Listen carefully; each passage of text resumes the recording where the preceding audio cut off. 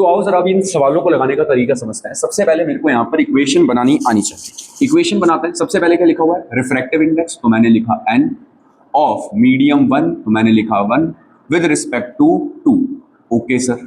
फिर refractive index, तो n of medium a, तो a with respect to b, तो b। जो पहले लिखा है वो पहले लिखा, जो बाद में लिखा है वो बाद में लिखा। यहाँ पर refractive index n of glass पहले लिखा है तो g with respect to diamond बाद में लिखा है तो d। ठीक है सर। अब सर इनका करना क्या है? मान लो तुमने लिखा है refractive index of x with respect to y, तो जो पीछे लिखा है उसे vy करके सामने लिख दो, जो आगे लिखा है उसे नीचे लिख दो। v का मतलब क्या है? वेलोसिटी है। मतलब सर यहां पर पीछे लिखा है 2, तो वेलोसिटी ऑफ 2 डिवाइडेड बाय सामने लिखा है 1, तो वेलोसिटी ऑफ 1।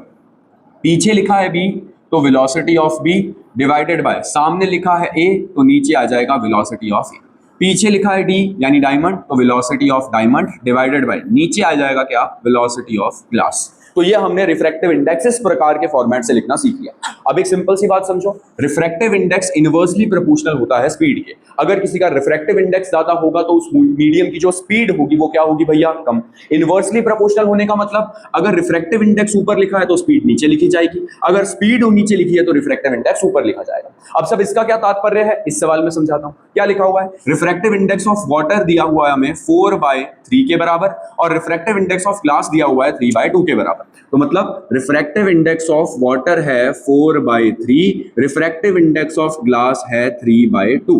मुझे क्या निकालना है? Refractive index of glass with respect to water. तो पहले मैं इसको लिखना सीखता हूं। पहले क्या लिखा है? Refractive index n, glass g with respect to water w। इसका फॉर्मूला बना सकते हो क्या भाई? बताओ। वाटर के लिए क्या आ जाएगा? vw अपॉन ग्लास के लिए क्या आ जाएगा? vg।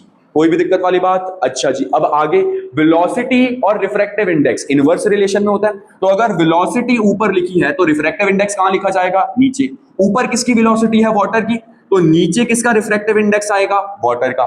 नीचे किसकी वेलोसिटी है? ग्लास की, तो ऊपर किसका रिफ्रैक्टिव इंडेक्स आएगा? ग्लास का। अब इनको फॉर्मूले में पुट कर दो और सिंपलीफाई कर दो। ग्लास का refractive index 3/2 divided by water का कितना है? 4/3। सिंपलीफाई कर दोगे आंसर आ जाएगा। समझ गया क्या मेरी बात भाई?